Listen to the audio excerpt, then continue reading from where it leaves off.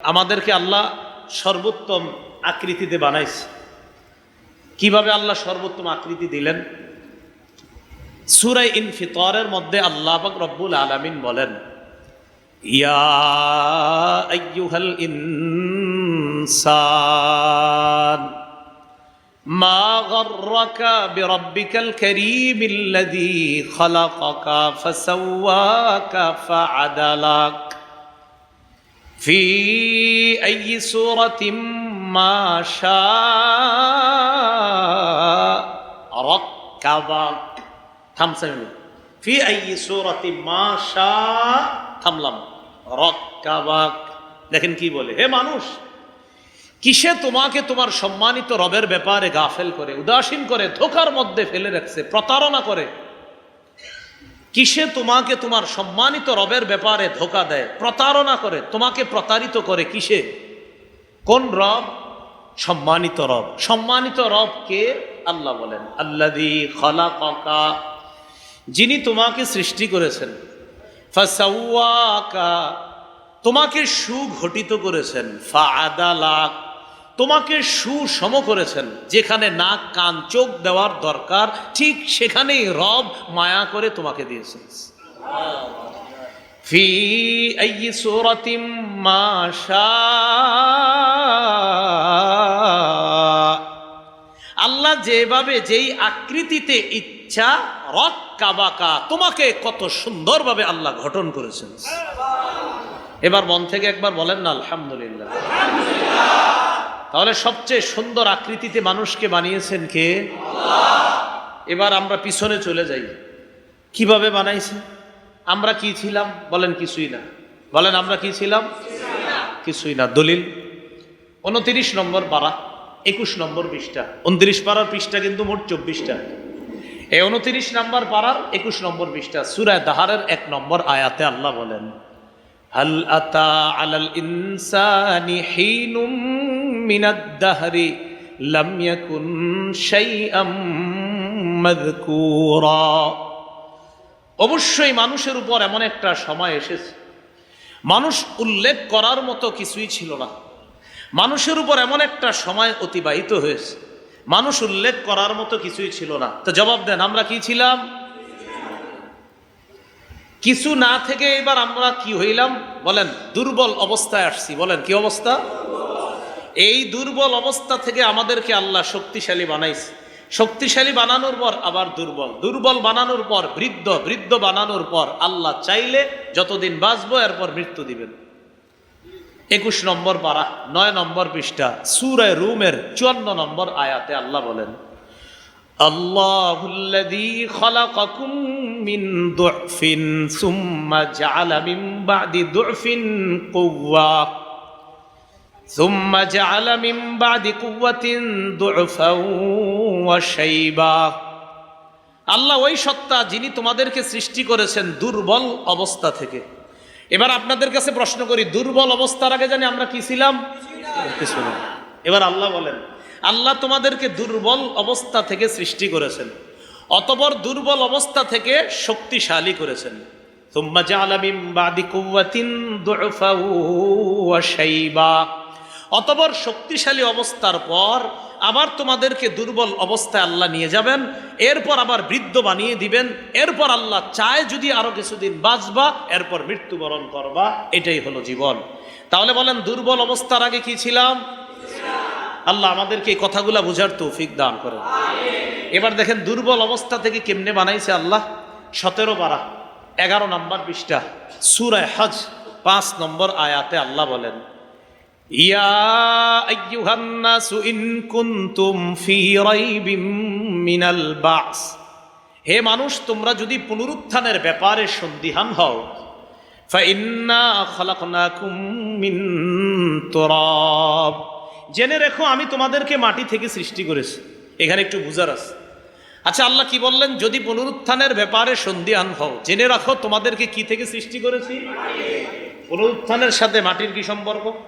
কাফেররা বলতো, আইযা মিতনা ওয়া কুন্না তুরাবা ওয়া ইযামা আইন্না লামাবউসুন, আচ্ছা আমরা যদি মৃত্যুবরণ করি, এরপর যখন মাটি হয়ে যাব, এরপর যখন হাড্ডিতে পরিণত হব আবার কি আমাদেরকে পুনরুত্থান করা হবে? থুর, এগুলা ফাও কথা, বলেন নাউজুবিল্লাহ। এগুলা কাফেররা কয় মাটি হয়ে গেলে আবার কিভাবে পুনরুত্থান করবে? আল্লাহ জবাব দিয়ে দিলেন, তোমরা যে দুনিয়াতে আসো তোমাদেরকে তো বানাইছি মাটি দিয়ে।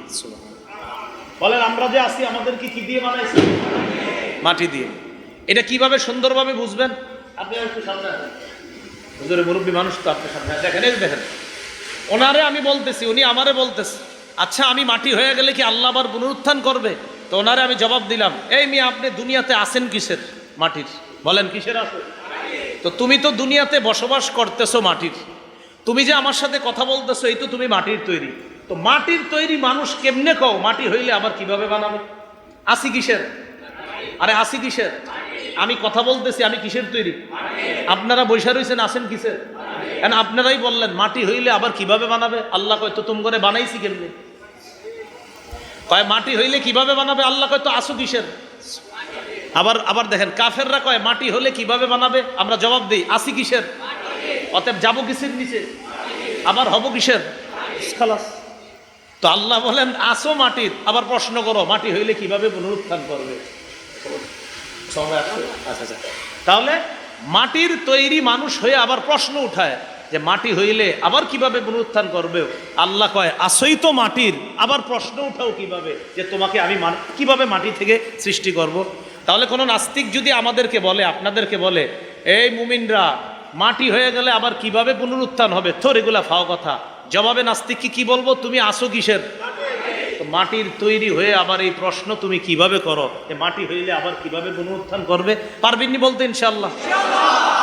এটা আল্লাহ বলেন যদি পুনরুত্থানের ব্যাপারে সন্দিহান হও, ফাইন্না খালাকনাকুম মিন তুরাব, আমি তোমাদেরকে সৃষ্টি করেছি মাটি থেকে।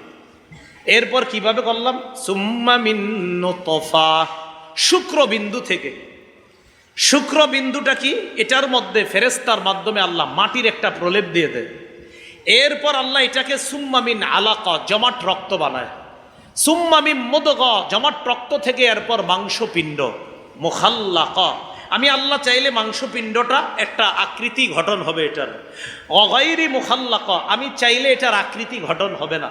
আল্লাহ চাইলে আকৃতি গঠন হবে, আর আল্লাহ যদি চায় না গঠন হবে না তো হবে না। তখন আমরা বলি আরে হুজুর বাচ্চাটা নষ্ট হয়ে গেছে। কি বলি? বাচ্চাটা নষ্ট হয়ে গেছে। আসলে আল্লাহ বলে না, মুখাল্লাকা, আমি চাইলে এটার গঠন হবে। অগাইরি মুখাল্লাকা, আমি যদি না চাই গঠন হবে না। বলেন বাচ্চা পেটে বড় হওয়া না হওয়া কার ইচ্ছা? এরপর আল্লাহ বলেন লিনুবাইয়িনা লাকুম, আমি আল্লাহ এটা করি তোমাদেরকে বয়ান করার জন্য, বর্ণনা করার জন্য, স্পষ্টভাবে তোমাদেরকে বোঝানোর জন্য। ওয়ানুকিররু ফিল আরহামি মা নাশাউ ইলা আজালিম মুসাম্মা। এরপর ওই মাংসপিণ্ডটা যতদিন ইচ্ছা নির্দিষ্ট একটা সময় পর্যন্ত মায়ের রেহেমের মধ্যে আমি আল্লাহ রেখে দিই, স্থির করে রেখে দিই। আমি যতদিন চাই সেখানে থাকবে। 6 মাস কমপক্ষে, 7 মাস, 8 মাস, 9 মাস, 10 মাস, 10 দিন, 11 মাস, 12 মাস, 13 মাস, আমার জানা মতে 14 মাস আছে। 6 মাস মানে 14 মাস যে একটা বাচ্চা হয়েছে দুনিয়াতে, এরকম আমি একটা বাচ্চার কথা জানি, এই জন্য আমি 14 পর্যন্ত থামলাম। আপনারা আরো বেশি জানলে আপনারাও কইবেন। আল্লাহ জানে কতদিন মায়ের পেটে থাকবে। তো আমি একটা শিশুর ব্যাপারে জানি যে 14 মাস পরে মায়ের পেট থেকে দুনিয়াতে আসছে। সাধারণ নিয়ম 10 মাস 10 দিন, ঠিক আছে, কিন্তু আল্লাহ চাইলে 9 মাসে হয়ে যাবে, 8 মাসে হয়ে যাবে। আবার আল্লাহ চাইলে 11 মাস থাকবে, 12 মাস থাকবে, 13 মাস থাকবে। আর 14 মাস ছিল এটা আমার জানা আছে, আরো বেশি ছিল কিনা আমি এখনো জানি না। যদি কেউ জানেন সমস্যা নেই, বলে দিবেন।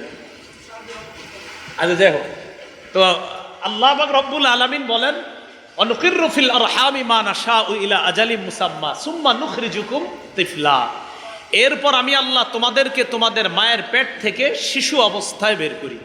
বলেন কি অবস্থা? আমাদেরকে যখন শিশু অবস্থায় আল্লাহ বের করে তখন অবস্থা কি ছিল? সূরা নাহাল ৭৮ নম্বর আয়াত, 14 নম্বর পারা, আল্লাহ বলেন ওয়াল্লাহু আখরাজাকুম মিন বুতুনি উম্মাহাতিকুম লা তা'লামুনা শাইআ। আল্লাহ তোমাদেরকে তোমাদের মায়ের পেট থেকে বের করেছে এমন অবস্থায় যে তোমরা কিছুই জানতা না। ওয়া জাআলা লাকুমুস সামআ, আল্লাহ তোমাদেরকে শ্রবণ শক্তি দিলেন। ওয়াল আবসারা, দৃষ্টি শক্তি দিলেন, ওয়াল আফইদা অনুধাবন শক্তি, অন্তর দান করলেন। কেন? লাআল্লাকুম তাশকুরুন, যাতে তোমরা শুকরিয়া আদায় করতে পারো।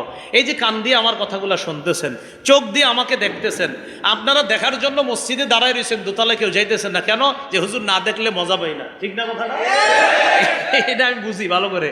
তো এই জন্য দেখেন, এই যে আল্লাহ দেখার যে শক্তিটা দিছে, এই নিয়ামত কে দিছে?